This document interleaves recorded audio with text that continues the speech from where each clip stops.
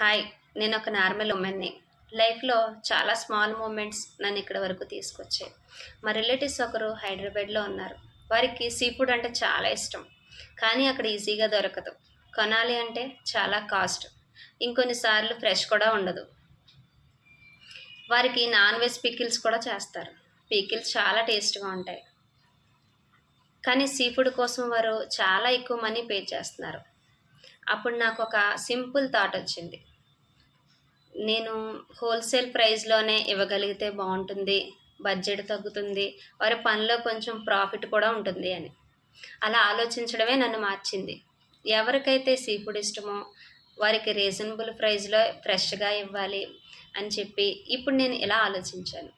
నాలానే sea food ఫ్రెష్‌గా ఉండాలి, టేస్ట్‌గా ఉండాలి అని ఆలోచించే వారితో స్లోగా, హానెస్ట్‌గా నా జర్నీని కొనసాగించాలని, నడవాలని అనుకుంటున్నాను.